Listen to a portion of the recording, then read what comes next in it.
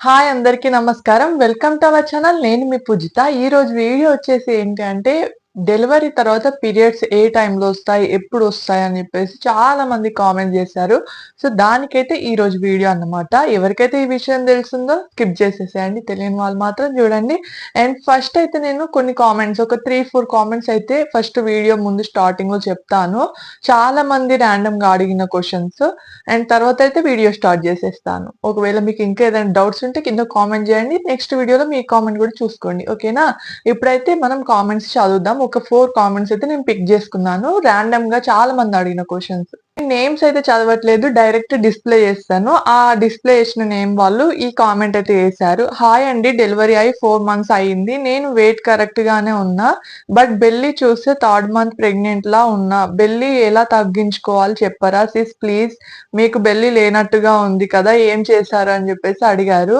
So నేనైతే ఏం చేయలేదు. 6 మంత్స్ తర్వాతనే నేనైతే డైట్ అనేది కొంచెం control చేసినానన్నమాట.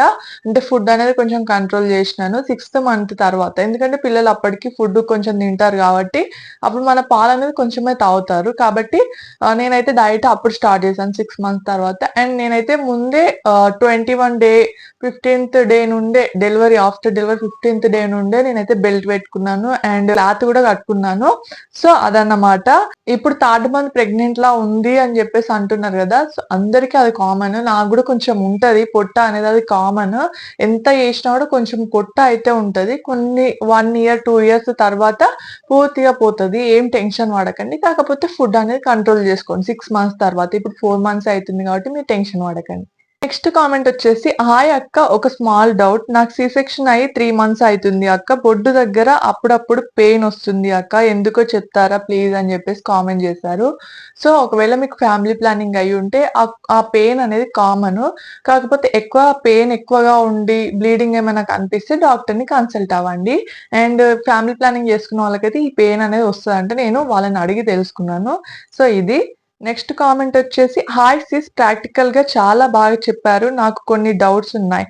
C section scar stitches దగ్గర స్కిన్ హార్డ్ గా ఉంటుంది. ఉంటే ఎన్ని మంత్స్ అలా ఉంటుంది? ప్రెజెంట్ తనకి సెకండ్ మంత్ అంట. అండ్ ఎప్పటి నుండి ఫ్లోర్ మీద కూర్చోవచ్చు అని చెప్పేసి మనకి రీసెంట్ గా పోస్ట్ చేసిన వీడియోకి సి సెక్షన్ తర్వాత ఎలా కూర్చోవాలో ఎలా పడుకోవాలి అనేది వీడియో చేశాను. Full video. దానికైతే కామెంట్ వచ్చింది. సో నేను చెప్పేది ఏంటంటే ఆ స్కార్ అనేది 1 ఇయర్ తర్వాత కొంచెం మంచిగా తగ్గిపోతది. ఏం టెన్షన్ పడకండి. ఆ మచ్చ అనేది చాలా ఎక్కువ ఉండదు ఏమి. మంచిగా తగ్గిపోతది. మంచిగా మన స్కిన్ లో అబ్జర్వ్ అయితే జస్ట్ ఇట్లా కొంచెం కోతలాగా అనిపిస్తది అంతే. ఏం టెన్షన్ పడనవసరం అవసరం లేదు. అది మంచిగా ఉబ్బుగా ఉన్నా కూడా అప్పటి వరకు తగ్గిపోతది. అండ్ సెకండ్ వచ్చేసి ఎప్పుడు నుండి ఫ్లోర్ మీద కూర్చోవచ్చు, కింద కూర్చోవచ్చు అని చెప్పారు కదా! 1 మంత్ తర్వాత నుండి మెల్లగా కూర్చోండి. 1 మంత్ వరకు అసలు కూర్చోకండి కింద. 1 మంత్ తర్వాత నుండి మెల్లగా కూర్చోండి. మెల్లగా కూర్చొని మెల్లగా లేవండి. నేను మీకు కావాలంటే చెప్పండి. లేదంటే మన ఫుల్ వీడియోస్ లో ఉంటది. సి సెక్షన్ తర్వాత ఎట్లా కూర్చోవాలి, ఎట్లా పడుకోవాలనేది కూడా నేను వీడియో అయితే చేశాను. సో కింద కూర్చోవడం అనేది 1 మంత్ తర్వాత నుండి చేయండి. అండ్ రెగ్యులర్ గా కూర్చోవడం అనేది 3 మంత్స్ తర్వాత నుండి చేయండి. అప్పుడప్పుడే కూర్చోండి. 1 మంత్ తర్వాత కూడా ఊకే కూర్చోకండి. ఇప్పుడు తెలియదు పెయిన్ అనేది. 4 కామెంట్స్ లేదా 3 కామెంట్స్ అనేవి చాలా మంది అడిగే ర్యాండమ్ కామెంట్స్ నేను ఇలా పిక్ చేసుకొని చెప్తాను ప్రతి వీడియోలో.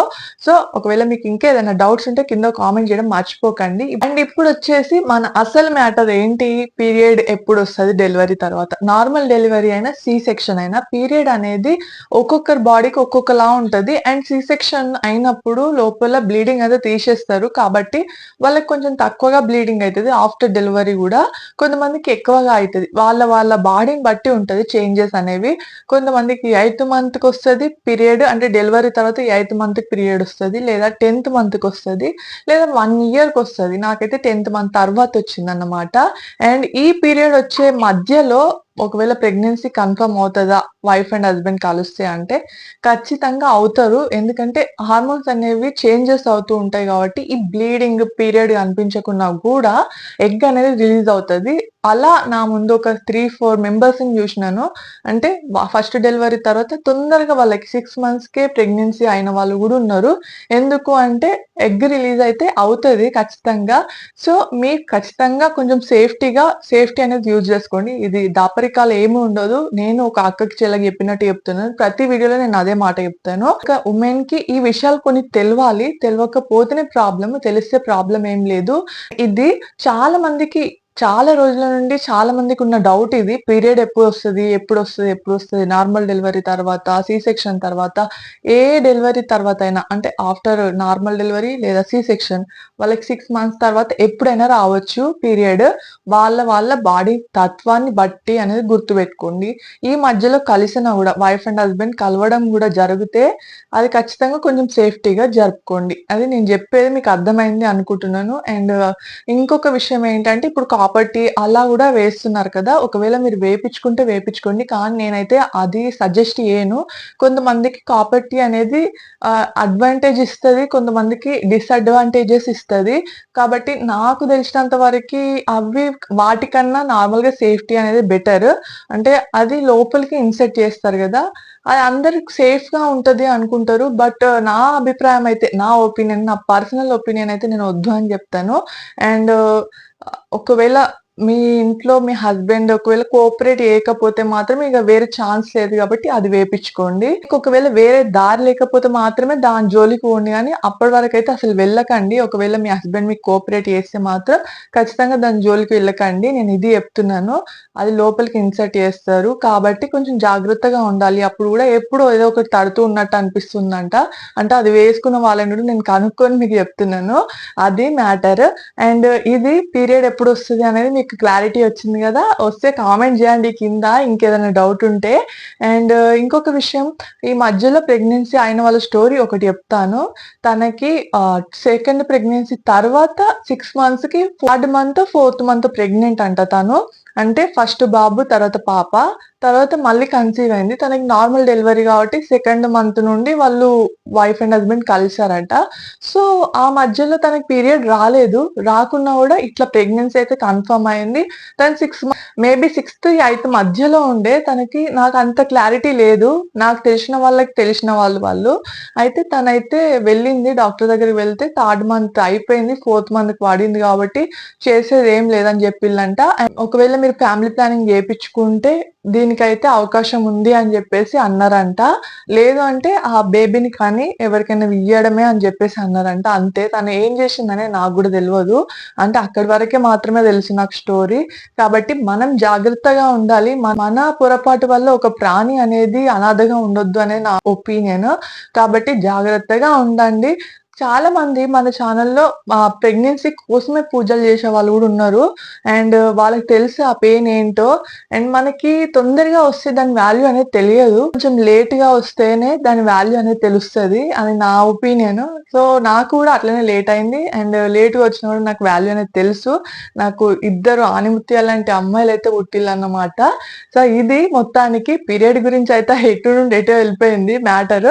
కాబట్టి ఇది పీరియడ్ అయితే ఇట్లొస్తది. ఆల్రెడీ పీరియడ్ వచ్చిన వాళ్ళు గూడా ఉంటారు గదా! పీరియడ్ వచ్చి నెక్స్ట్ మంత్ పీరియడ్ మిస్ అయింది అని జెప్పేసి గూడా కామెంట్ జేశారు.